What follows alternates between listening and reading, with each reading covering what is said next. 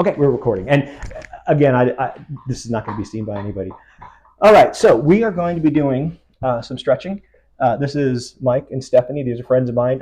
Stephanie and I just met, and she's apparently got a cool tattoo, but we'll talk about that later. So we're going to go through what's called science of stretching, and there's basically three principles. All right. First one is wet noodle. Whatever you're stretching, no pressure. Right? You can use your muscles, and while you're using your muscles, you can get a little bit of flexibility. But if you're using your muscles, so the muscles are constricting. It's hard to get them to relax when they're constricting. So wet noodle, you don't want anything on it. So if I'm stretching here, the back of my leg, then that should have no resistance, and I'll show you how to do that. And a lot of this is figuring out how to get your body so that you can do nothing without getting bored for a particular part of the body. So wet noodle, most important thing is wet noodle. Second thing, time under pressure, passive pressure. So the wet noodle, passive, time, about 2 minutes or more. So their muscles are formed of these things called sarcomeres. They look like this. When you flex your muscle, they tighten. When you relax your muscle, they stretch. When you calm your muscles, they stretch even more. They won't go beyond. So the way you actually get flexible is you passively let stuff relax for a long time, 2 minutes to 5 minutes. And what I personally found is you get amazing changes in flexibility in very short amount of time that sticks. So that's the reward. Problem is, it can be boring, it can be painful, and also, if I say you can actually store like issues in your tissues, like you can have like trauma stored in your tissues, is that even remotely controversial to you? Yeah. Okay, so first of all, that happened. That's a thing. There's a lot of trauma in my tissue. Okay, so good, you understand that. So the first time I heard the issues in your tissues thing, I was skeptical, but I was doing boat pose, and boat pose, you're on your stomach, and you basically have all your weight on your solar plexus, and it was like there was something going on. And with this set, there's a thing called a cliffhanger, where you literally, I don't have a good place to do it in here, but the idea is you're against a wall like this, and your arms are up, like something like this, hey baby girl, except that my hands are straight up, right? And since people hold a lot of tension in their shoulders, that was all about shoulders. And at about 3 minutes in, I was like, whoa, I got to stop. I don't know what it was, but there was something, I was holding something up there. I don't know what it was. So when you're in this, the challenges are going to be, once you get past the worry of the pain that you're not going to have, because you could do it wrong, you can hurt yourself. The other thing is boredom. It's like, oh God, I just want to be out of this. So boredom is going to be your challenge. But anyway, wet noodle, time under pressure, and then the way you relax your body is through breathing. So are you familiar with breathing techniques at all, either one of you? Yeah. Okay, so just 4 seconds, it's like 4 in, 8 out is a good enough approach. Another thing is keep your stomach relaxed. So like I actually let my diaphragm out, and when you do that, you tend to breathe here instead of up here. When you breathe up here, you tend to engage your sympathetic nervous system. You get fight or flight. When you're down here, you tend to relax. You want your muscles to relax. You can't be doing this up here and relaxing down there. So most of what I do is I get into a comfortable pose and I breathe, and I'm either listening to a podcast or I'm listening to music that I'm familiar with, because I don't want to be thinking about the music. All right, so that's a lot of stuff. Now, you both have back problems. Where are your back problems? Upper back. Upper back. So your upper shoulders. Okay, cool. Mine's my lower back. And yours your lower back. Okay, well. She's letting me pet her now. Well, you can. She's a sweet baby girl, isn't she? She wouldn't let me pet her. Therapy dog. Yeah. She actually comes to Tai Chi with me. So let's. This is going to be the first time we're going to do a few things. For lower back, it could be that you have tightness, say, in your hamstrings that cause tightness up here. That could be something like that. It could be tightness through here. So we'll try one thing and let's see how that feels. And for upper back, actually, the thing I was just doing, that's a good one. Really it's really nice. good. It really. Okay, so that's, in fact, that pose.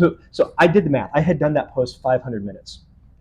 After 20 minutes of doing that pose, I was able to feel muscle control from here to here. Like I couldn't feel in the middle, but I could start to feel like the muscle transfer. When I'm moving slowly in Tai Chi, I can often feel the muscle move slowly because I'm moving slowly.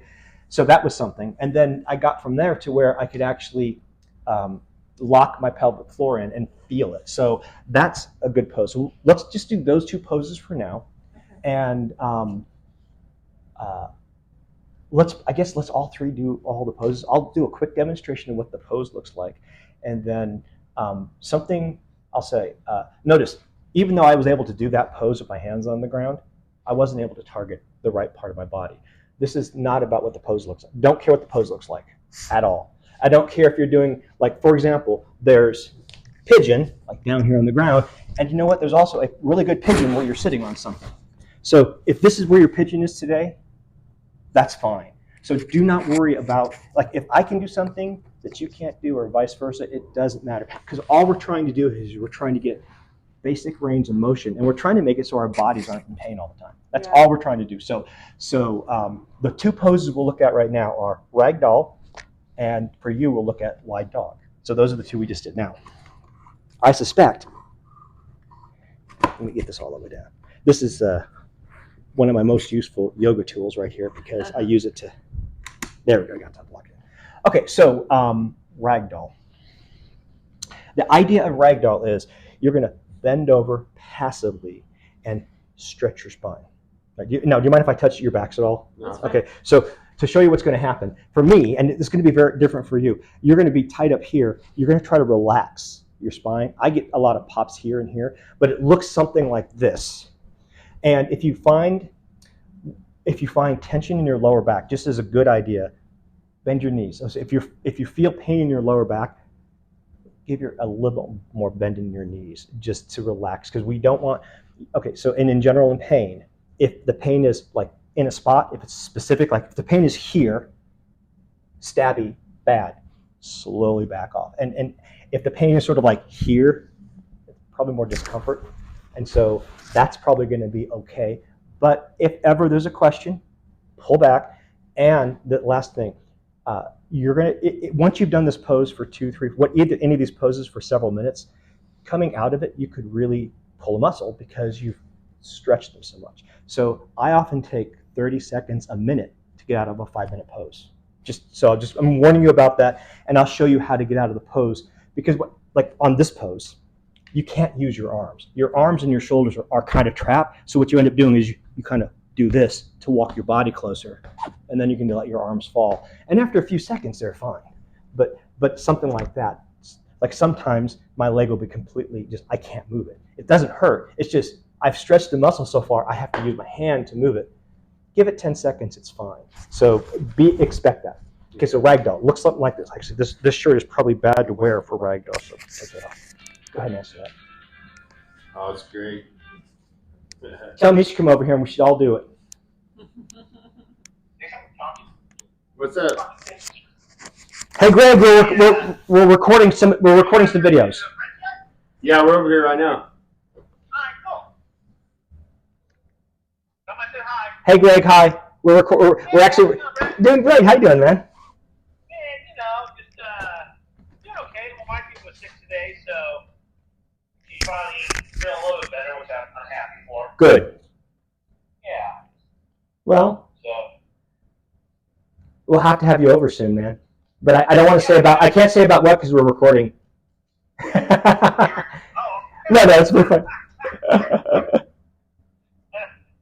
Yeah. So am I on recording right now? Yeah. Hey, I'll stop it. It's not a big deal.